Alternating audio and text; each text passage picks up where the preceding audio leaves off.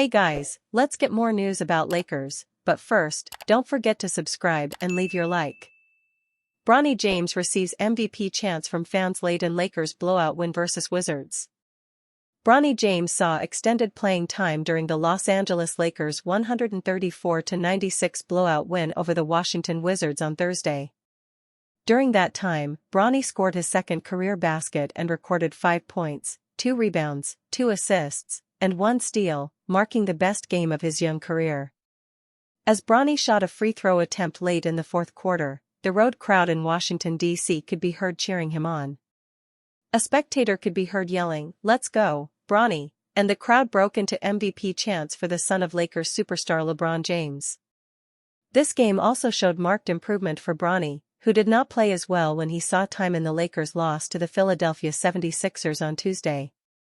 During that loss, Bronny saw 15 minutes of action but went 0-for-5 from the field and committed 3 turnovers. The performance even resulted in some pretty blunt comments from Lakers coach J.J. Redick, who said that Bronny didn't play well in the loss. Redick did also acknowledge he put Bronny in a tough spot in that game. Bronny rebounded from that game and went on to record a much better showing on Thursday. Perhaps no one was more excited than his dad, LeBron, who was seen pumping his fist to celebrate an and-one opportunity. NBA, LeBron James, son Bronny, contribute to Lakers' rout of Wizards.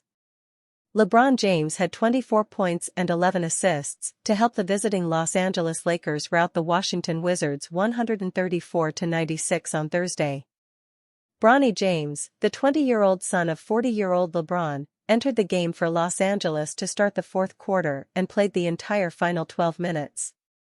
He made one of his 6 field goal attempts a 3-point play for the second bucket of his NBA career and finished with a career-high 5 points. Rui Hachimura added 22 points, while Shake Milton chipped in 21 points off the bench as the Lakers won their 5th game in 6 tries. Austin Reeves had 17 points, Max Christie followed with 13 and Jackson Hayes paired 10 points with 10 rebounds. Dalton Knecht also scored 10 off the bench. Washington, which dropped its 16th straight game, was led by Jordan Poole's 19 points and Kyle Kuzma's 13. Corey Kispert scored 11 points as the Wizards shot just 31.9% from the field. After trailing 78-45 at halftime, Washington began the third quarter on a 7-0 run, capped with Kuzma's 3-point play at the 9:50 mark. The Lakers answered with a 10-0 spurt that included 5 straight points from James. Bub Carrington's floater and Milton's free throws stamped the team's respective third quarter scoring as Los Angeles led 105-70 entering the fourth. Milton scored 7 in a row to push the margin to 40 at 115-75 with 8:29 left.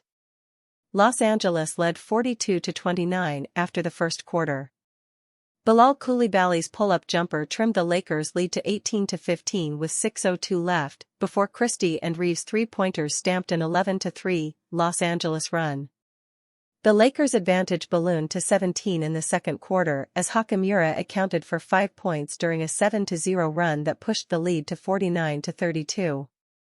After Richaun Holmes' layup and Kuzma's free throw stopped the bleeding for Washington, back-to-back dunks by Hayes and Hachimura began an 8-0 run that extended the Los Angeles lead to 57-35 with 6:59 left in the second quarter. Coulibaly's dunk cut Washington's deficit to 66-42. But Christie's triple at the 3:24 mark jump-started a 10-0 Lakers run. Field Level Media /Reuters. Lakers linked to De'Aaron Fox, but the real focus needs to be on the front court. With the trade deadline approaching, the Lakers have been linked to De'Aaron Fox, but the reality is far more complicated.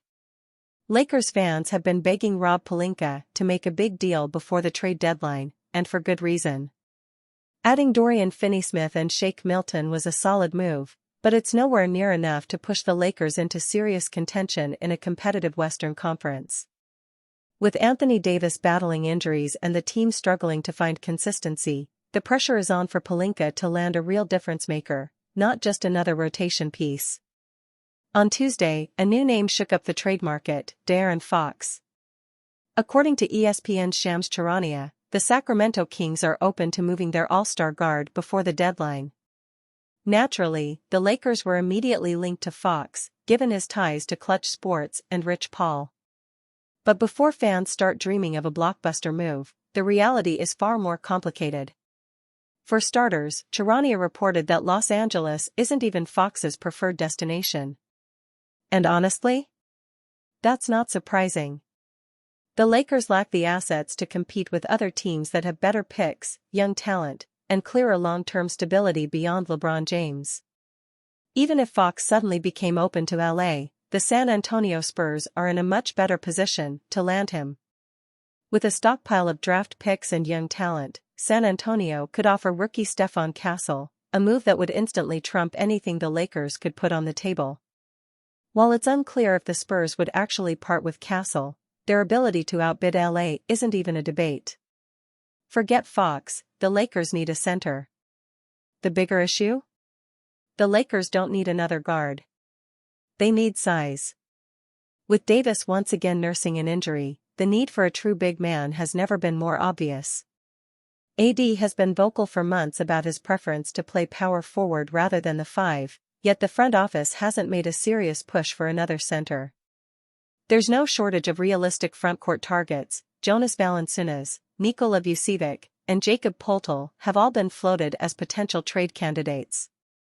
But according to NBA insider Mark Stein, the Lakers aren't expected to seriously pursue Vucevic or Poeltl. And as for Valanciunas? There's no real momentum on a deal yet. Time is running out. With less than a week until the trade deadline, the Lakers can't afford to waste time chasing a long-shot dream. Fox to LA sounds great in theory, but unless something drastic changes, he's far more likely to end up in San Antonio, forming a terrifying duo with Victor Wembanyama, a nightmare scenario for Lakers fans. And are you a fan? What do you think of De'Aaron Fox's situation? Leave your opinion in the comments.